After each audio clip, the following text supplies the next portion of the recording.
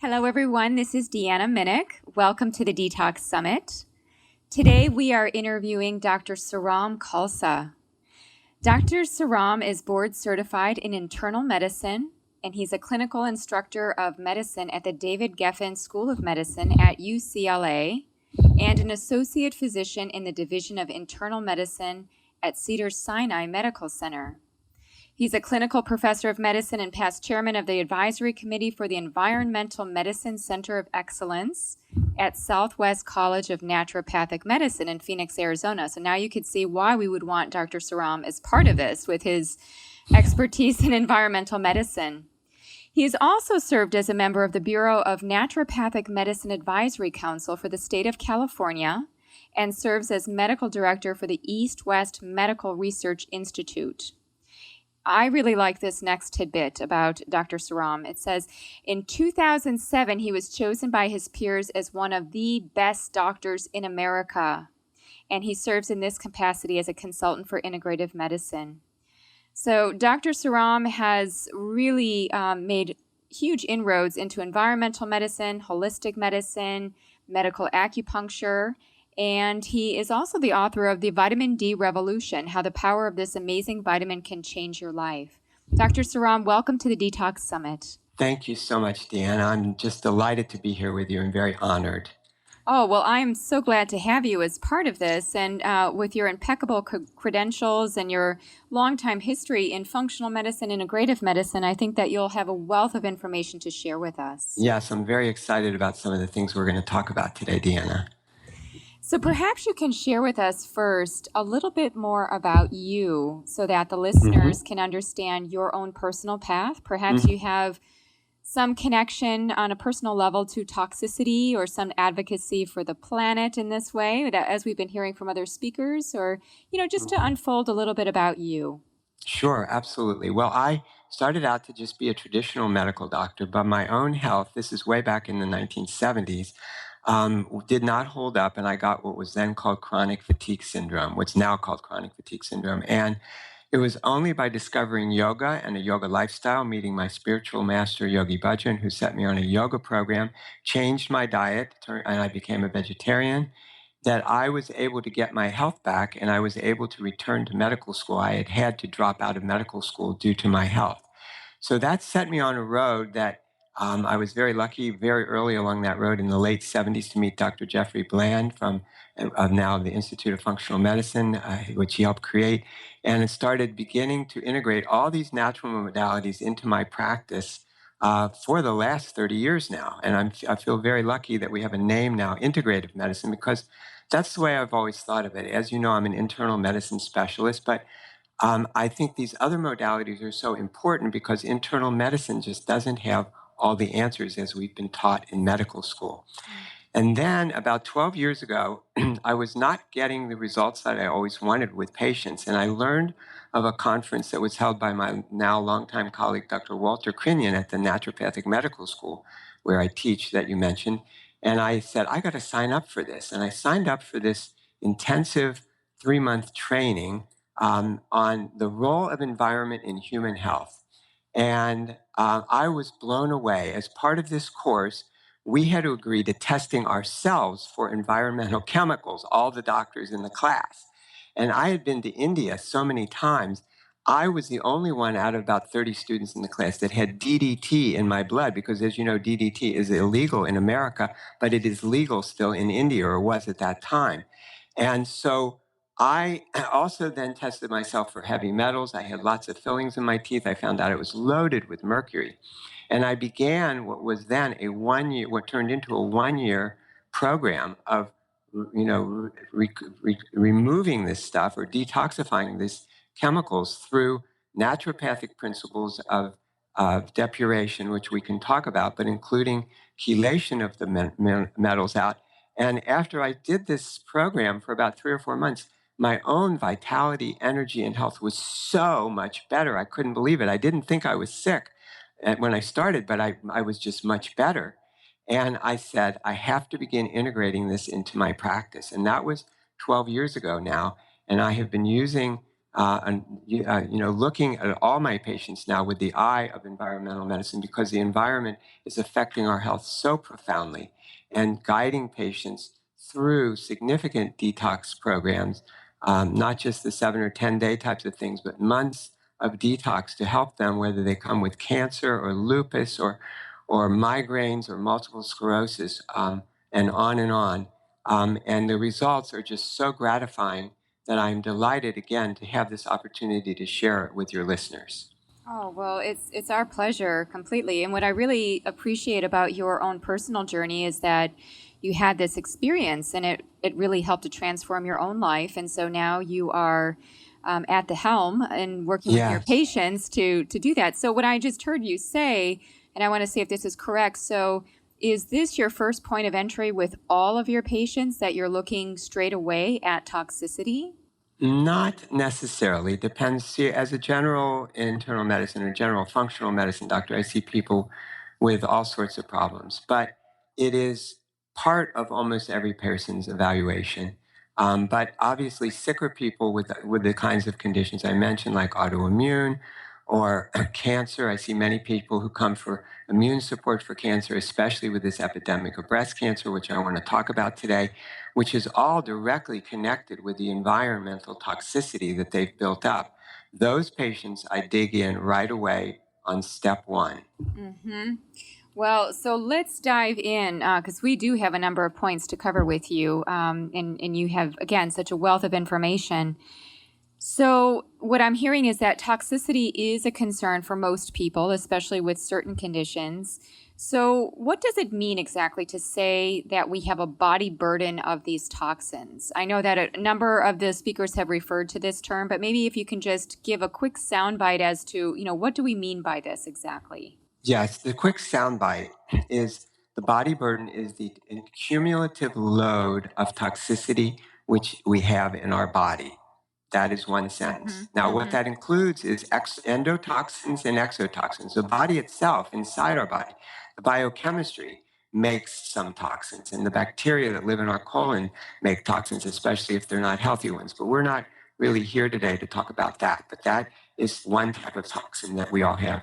But the exotoxins, mean toxins that are coming from the outside, are just overwhelming for all of us. And this includes everything from heavy metals, solvents, pesticides, phthalates that we are burdened with. And we now know that this is beginning, and journal articles are just pouring out now to show the relationship of this total body load to our health. And the image that I use for body burden is like a bucket.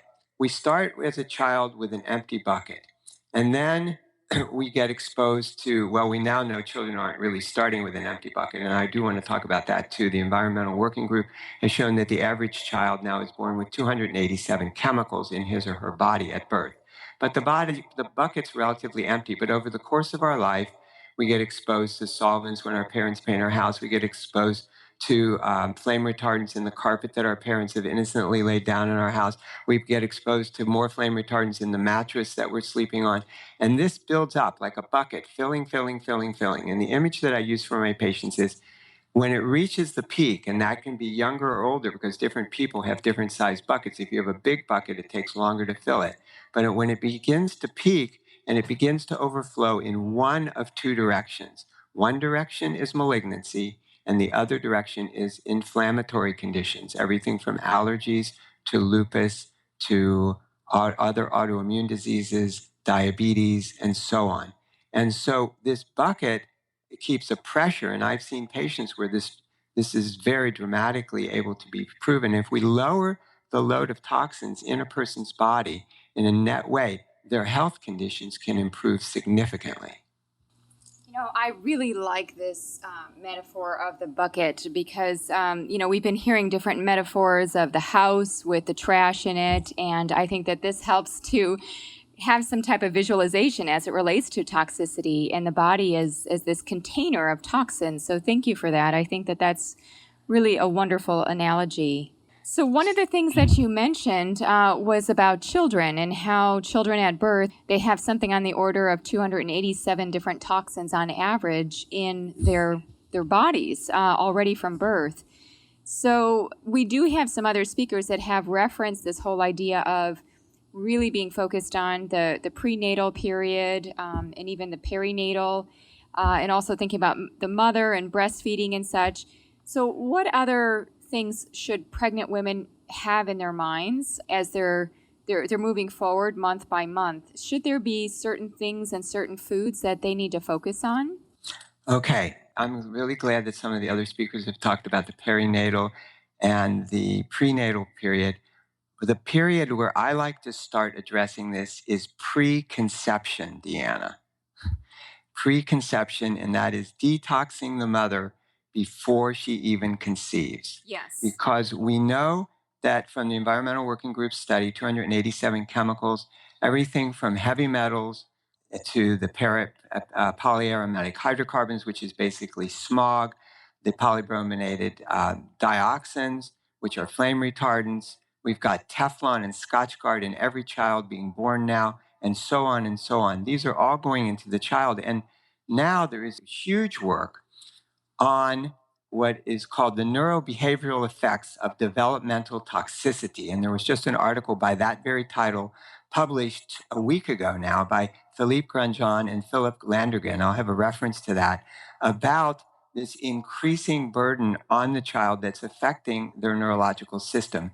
And Dr. Grandjean now has created a whole website in which they talk about the brain tax of the environmental toxicity that is going into the child. In other words, they're able to equate, economists are able to equate our IQ with how much we're going to earn in our lifetime. Now that's weird, but they're able to do that. Mm-hmm. And then what they now know is that these chemicals are knocking out IQ points in the kids. And so they do the math for this to see what the effect is on the child, and it's billions of dollars per year.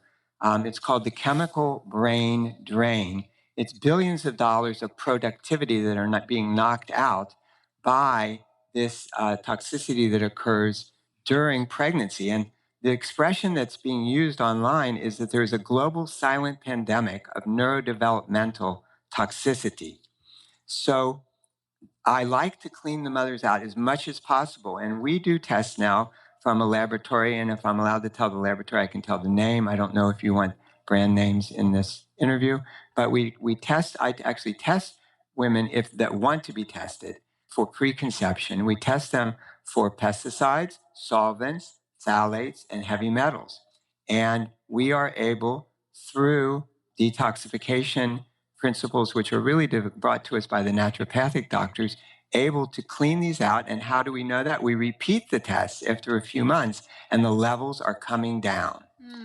So it's not just thinking it, guessing it. Uh-huh. And really knowing what you're working with, the different types of toxins, because as we're hearing about, there are different types, and some of them are more Yes. water soluble and some of them are more fat soluble. So that really makes sense. Yes, and even beyond that, some of them are what we call POPs, POPs, persistent organic pollutants. I'm sure other speakers have mentioned this. And these are things that go in our body and just stay, like PCBs have a half-life of 10 to 15 years in our body. But there's another type of toxins, which I want to talk about later today, which are phthalates and even solvents, which we're just getting, we have that in our body because we have a continuous exposure to them. And that continuous exposure is what gives us those levels. So if a woman or a person can learn where they're getting the exposure and stop the exposure, they disappear in 5 to 7 days by themselves. And in this case, I'm talking specifically about the phthalates and parabens. Now, you're mentioning women's health Yes. to some degree here, and you also mentioned breast cancer earlier. Perhaps this is the best time to start to focus a little bit more on any kind of, whether it's tips or things that we need to be noting as it relates to breast cancer. Why is breast cancer on the rise? What are we seeing? What do you think? How does that relate to toxicity? Okay, that's a huge question, and I have very strong feelings about it. I believe that breast cancer certainly has some genetic link, but that's not the primary thing. I think that environmental toxicity is certainly a huge contributor to that, and specifically, I'm talking about the heavy metals, and specifically the phthalates, which are endocrine disruptors. And women are getting exposed to endocrine disruptors every day in our lives through the personal care products that they're using and the just vast number of chemicals that are in our world. There's over 85,000 synthetic chemicals in use in America, and 90% of these have never been tested for safety. And I'm very happy to tell you that the Breast Cancer Fund has published an article in which they are now aware of this. It's called State of the Evidence, the connection between breast cancer and the environment. Janet Gray, PhD, is the author of that. And they are now looking at this whole issue of environmental toxicity as a factor for breast cancer. And more and studies are beginning to show the relationship. It's estimated from the Environmental Working Group that the average woman is putting on 9 personal care products per day. That includes everything from nail polish to shampoo to deodorant to perfume to skincare to makeup to lipstick. And each product on average has 14 chemicals. That means when a woman in America walks out her door, she has an average of 126 chemicals put on her body, many of which are phthalates and parabens, which are known to disrupt our endocrine system and increasingly are being linked with breast cancer. And some of the cosmetic companies are now realizing that women are not wanting these products. And fortunately, they're starting to make phthalate-free products. And this is and I'm so glad that the movement is going that way. And again, phthalates have many effects on our reproductive system. They're related to breast cancer, prostate cancer, testicle cancer. They increased phthalates are linked to decreased sperm motility, and maybe we'll talk about fertility in men and boys in the womb, testicle and penis abnormalities in the women who have high phthalates, reduced anogenital distance, and reduced fertility in adulthood of the child born to a woman who had a lot of phthalates. These these links are being made. Early breast development of women, of girls, is related to phthalates. And women in the highest phthalate group had a 200% higher risk of getting breast cancer than, this is postmenopausal, than women with a lower amount of phthalates. So this information is pouring out in the medical literature now. And I really urge women to please pay attention to that. I like that advocacy. I'm definitely a very strong advocate of that as well. And being a woman, I have some sensitivity to that, and I've got awareness to it too. One of the things that I think about, though, is when we get these products that say phthalate-free, BPA-free, whatever it is, I just wonder about the component that's being substituted and whether or not we're just swapping one toxin out for the other. But as you mentioned, Environmental Working Group can provide some information on that. They have a wonderful website called the Safe Cosmetics Database, which I refer all the listeners to. And they've evaluated all the products, and they have like green, yellow, and red. I think they color code them for safety. And I encourage all my patients to, and I put it in my newsletter that I put out every week. I put art references to looking at this to make sure you stay in the green zone. For example, I ordered some shampoo for myself. I've been using a shampoo which I really like, which was all organic. It's something organics in the name of it, right? So I'm using it. It's great. So I ordered some more, and it wasn't available. So I ordered another one by the same company, and there it said right on the label, phthalate-free, paraben-free. So I ordered it. I got it, and now I know how to read labels. The last ingredient on the label, Deanna, was fragrance. Fragrance is a word that companies can use that they can put a trademark on, and they do not have to reveal the ingredients. The average fragrant has 200 chemicals in it. Wow. Yeah, so buying a non-fragrant and unscented product is going to be much better for us. Yes, it's just another, like you're saying, they're tricking us. Phthalate-free, but what are these other chemicals, and what effect are they going to have on our body? And they put it in the word fragrance. Yes, it is very tricky. Just like food with flavors, natural flavors, Yes, artificial flavors, right? And all the complexity yes, that that can contain. exactly. Well, my favorite scent is to use essential oils. And I know that a lot of these oils can be beneficial for us, just not even in body, but also for mood. So Yes, that's one yes, of my exactly. favorites. I would like you to read you a very important two sentences, and then I'm going to give you 10 seconds to guess who said it. Oh, And it no. sounds like me. Reducing exposure to toxic environmental agents is a critical area of intervention for obstetricians, gynecologists, and other reproductive healthcare professionals. Patient exposure to toxic environmental chemicals and other stressors is ubiquitous, and preconception and prenatal exposure to toxic environmental agents can have a profound and lasting effect on reproductive health across the life course. Hmm. Take a wild guess. I'll tell you, it's the American Congress of Obstetrics and Gynecology, Oh, my word. the most conservative medical group that we could possibly look at Wow. or know about, is now urging gynecologists, obstetricians to have this conversation with women again before they notice they said preconception, Mm-hmm. Mm-hmm. preconception, prenatal. Stop putting those chemicals in your body while you're pregnant. It has lasting effects on your fetus. Do they And give any solutions as to what you should do, or is it just, do they give any resources, or are they connecting physicians with ways to help the patient minimize or blunt those responses? no, they're not that. This article, let's put it that way, and again, I'll put it in my reference list, does not go that far. Okay. I don't think they know that much about what to do. I think your group of doctors for this conference is going to Mm-hmm. be more Mm-hmm. informative than they can be at this time. But they're just saying, watch your toxic exposure. Yeah, because it's almost like, and you tell me, Dr. Saram, I mean, maybe I have this wrong, but within the medical community, there isn't a lot of talk about toxicity, let alone detoxification, which is almost heresy. And, Mm-hmm. and I'm hearing that even from other speakers where nutrition professionals, physicians, there is this conflict about whether or not to detox, that, is this a real science? Yes, from my point of view, and again, I refer back to my colleagues who are naturopaths.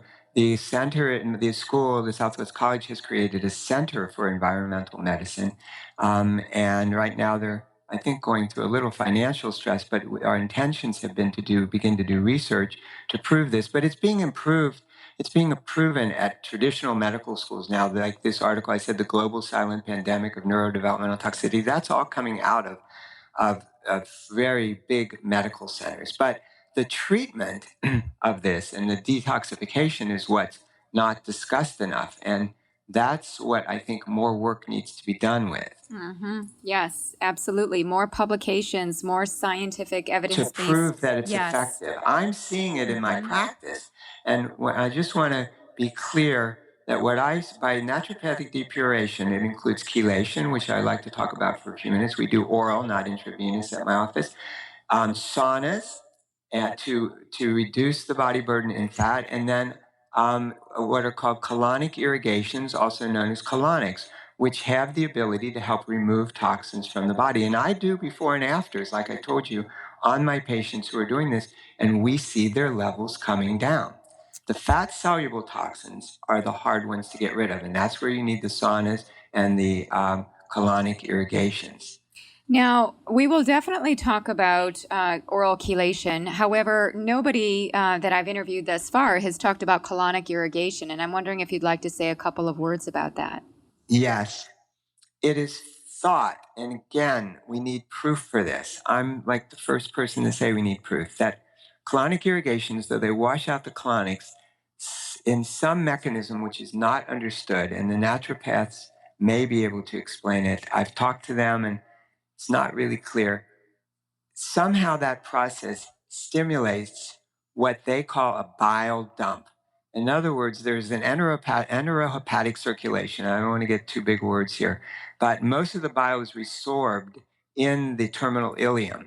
And with colonics, they feel that you are able to dump a significant amount of bile without getting the terminal ileum reabsorption. And the bile which is, is having to do with the fat solubility, is able to pulls out those toxins and is actually washed out in the colonic effluent.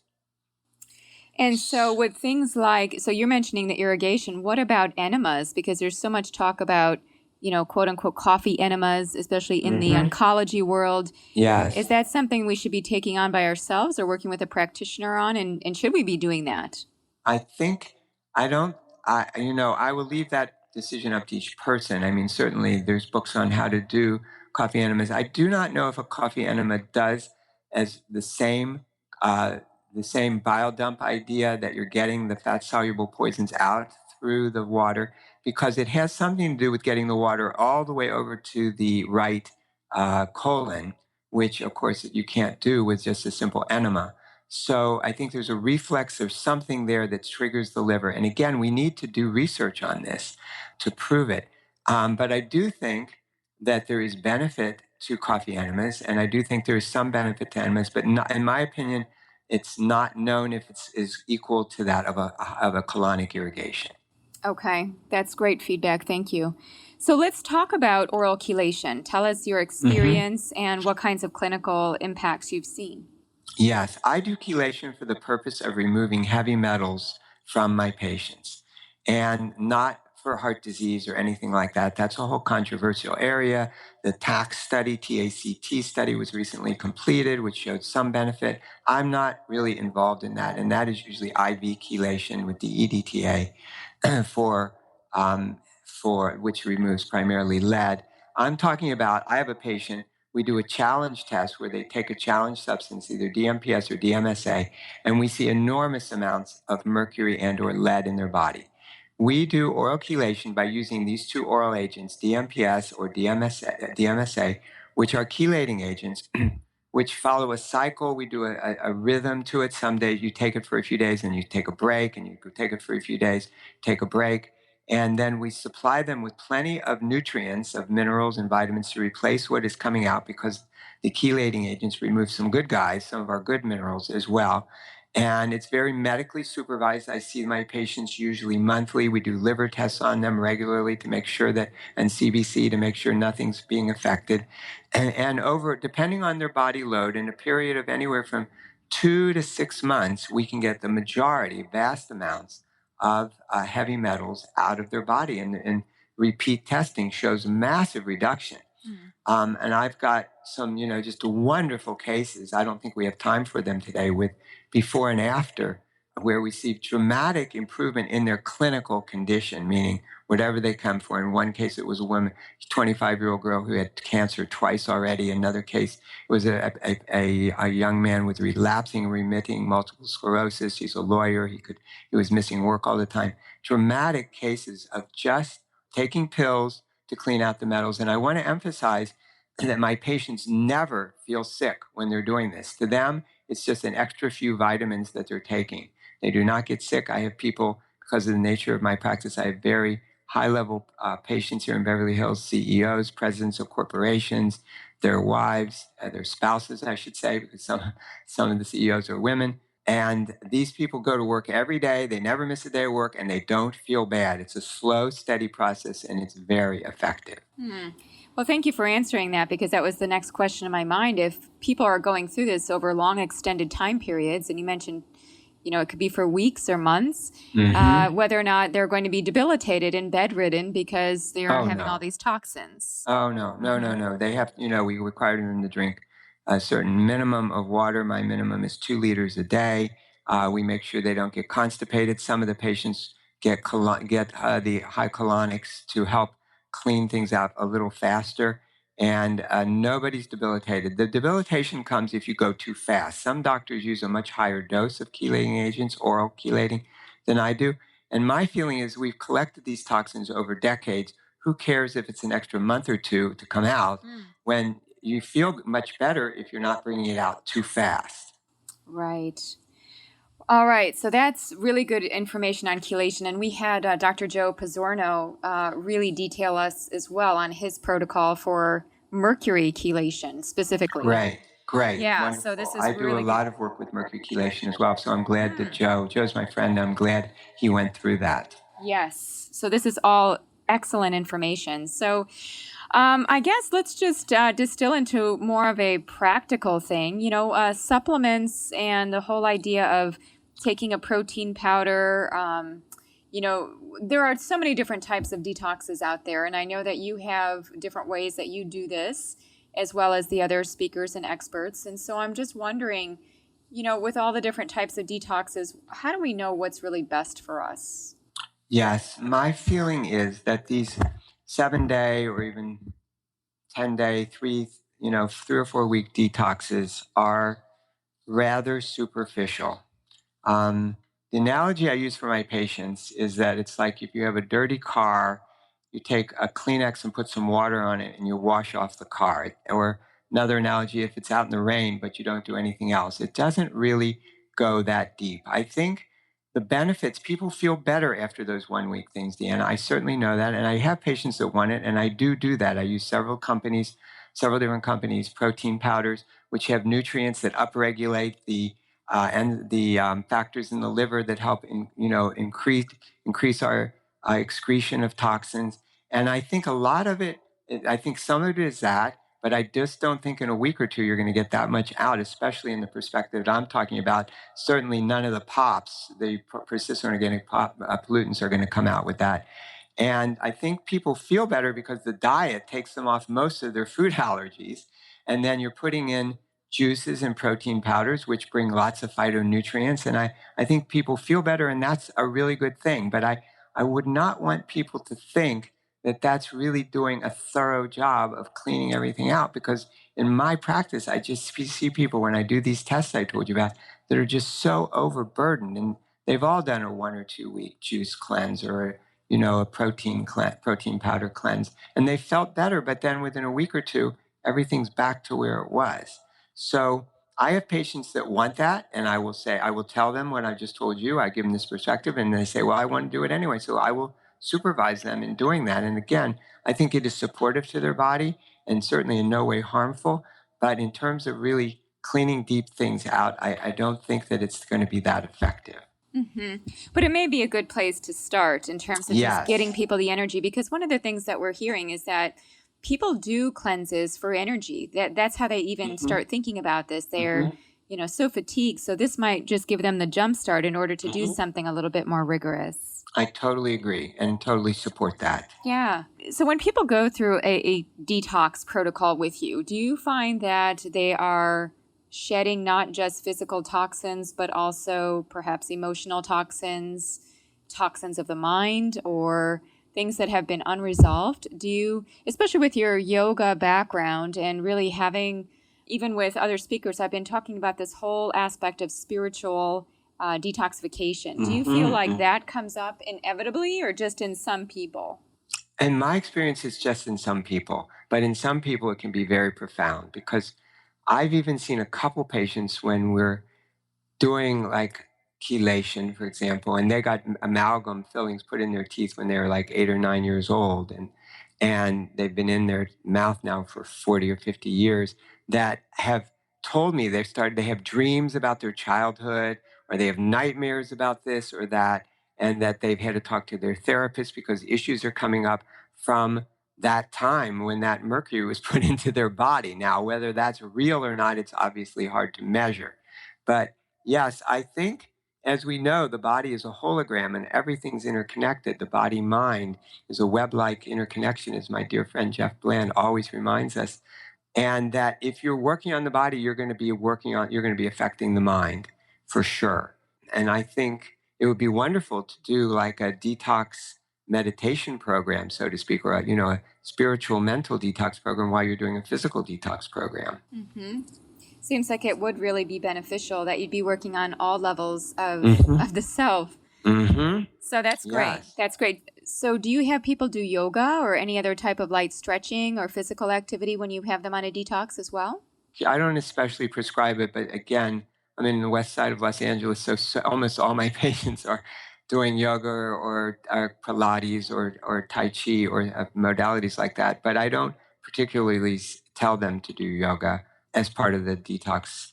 I've told them enough already, if you understand what I mean. Sure. Yeah, it's a lot of information. But do Yeah. you think that yoga could be beneficial? Yes, Okay. absolutely. Because Hmm. yoga, in my opinion, what yoga does is it opens the acupuncture meridians, if you will, opens this or similar channels to what acupuncture does. And if you can get the energy, the chi, flowing through your meridians more cleanly and more smoothly, it's only going to facilitate your detox. If you do like a yoga set for the liver, that would be wonderful Mm. because we're working with the liver to get those toxins out. I think it would be absolutely wonderful. It's a great idea. And one day, Deanna, we should create a nice center where people can come and stay for a couple weeks and or a month or two and actually do all this at once. That would be fabulous. Yes. And then they learn it and then they can go home Uh-huh. and integrate it into their everyday lives. Exactly. Eh, Exactly. How do you then tell patients and help them along this process in the way of not having them retox? So I know Yes. we talked about fish and sushi. Hmm. How do we prevent that whole so that they're not having to do chelation all the time? Yes. Yes. That's a huge issue because fish, I want to let your readers know, is something that is just loaded with mercury. And I have people, I've always directed people, I always thought fish was great. And then when I started measuring my patients' mercury and their blood levels, we just do a blood level that any doctor can order on you. I'm seeing these massive amounts of mercury in the blood with levels of like 20 to 25, I think it's micrograms per deciliter. And the study was recently published that our brain function begins to be affected when a blood level is at 15. And I see people at 20, 25 all the time. They're eating sushi 2, 3 times a week, and young people. And then the important thing for people to realize, your listeners, is that if I have my patients go off fish for a month, okay, suppose the person comes in with a level of 20, which is really high. The labs say above 11, but recent publications by the government say that everybody should be below 5.8. So I say, okay, you're 20, government says 5.8. I say like 2, but let's get off fish for a month. So they'll come in after a month and we'll remeasure their blood, and their blood will have gone from 20 to say 11. That's just great news. But the thing that people think is that it's because it's left their body. They've lost 9 points of mercury. This is wonderful. I'm getting rid of it. And the answer is no, no, no. That mercury does not leave your body. It's getting pushed into your organs and your fat where it's stored for the rest of of your life unless you do a chelation program.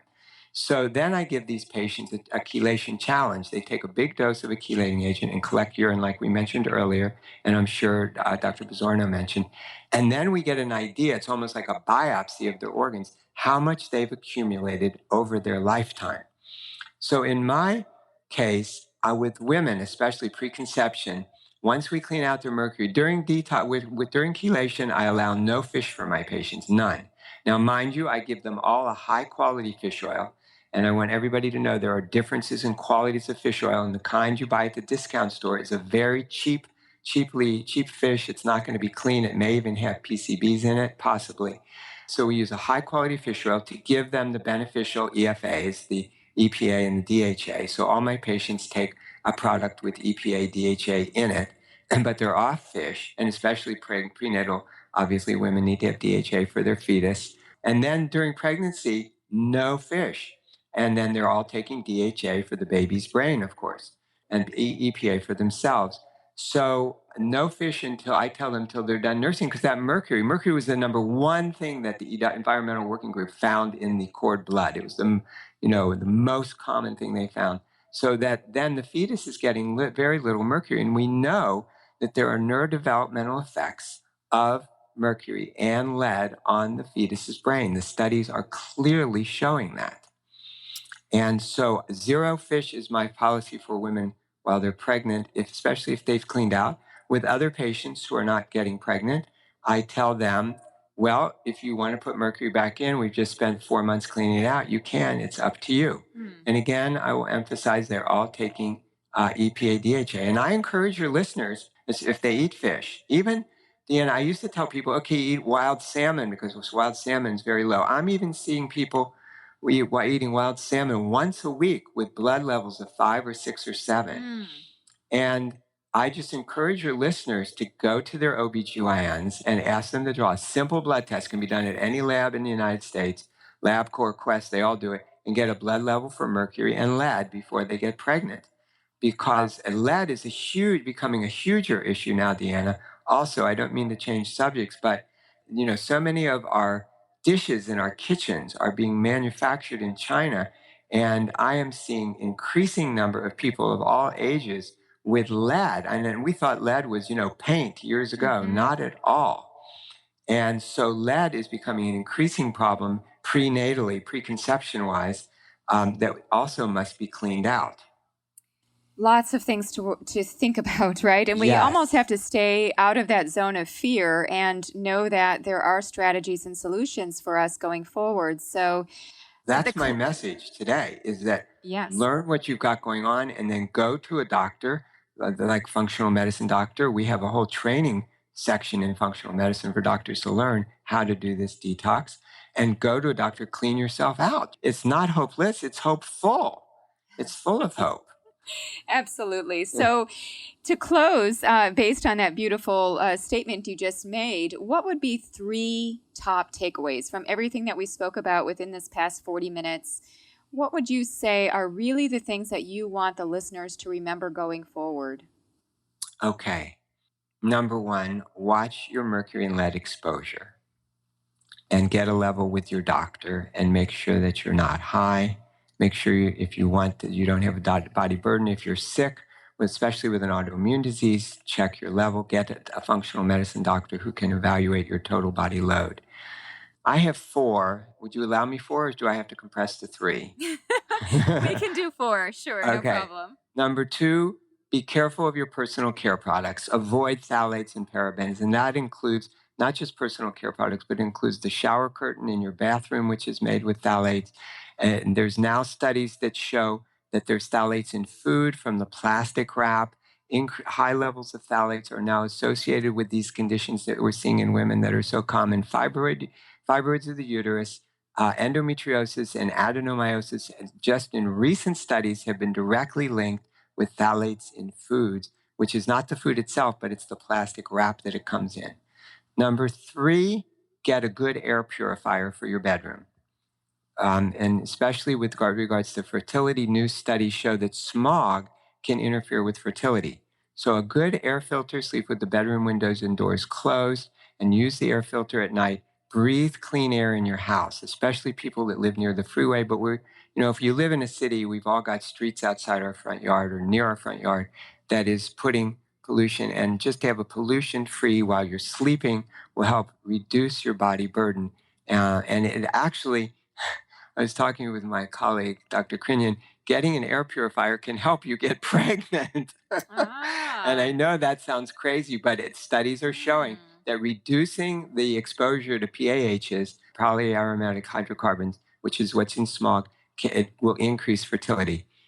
And then the final thing, which of course goes along with what I've been talking about, is to avoid the dirty dozen of fruits and vegetables that are on the EWG, the Environmental Working Group website, the most heavily pesticided fruits and vegetables. Those are excellent takeaways. And I really like the one about reducing smog exposure and having that help fertility. And especially being in the LA area, I can see yes, that's why you would want to focus on that. It. Yeah, sure. Exactly. So, Dr. Soram, I really thank you so much for being part of this detox movement. I see this as more than a summit. It's a movement to get ourselves healthy, which means that the planet will eventually be healthy. And so how can the listeners reach you and learn more about you after this summit takes place? The best way is through my website, which is drsoram.com. That's drsoram.com. And then my clinic website, if somebody wanted to consult with me, is Khalsa Medical, Khalsa, Khalsa Medical, all one word, khalsamedical.com. And I'm on Twitter as @drsoram. I'm also on Facebook as Dr. Soram. Fabulous. Well, again, we are in great gratitude for having your experience, and you covered so many topics that are so relevant and on the listeners' minds. So thank you again. We really appreciate it. Thank you, Deanna. Thank you so much for this great opportunity.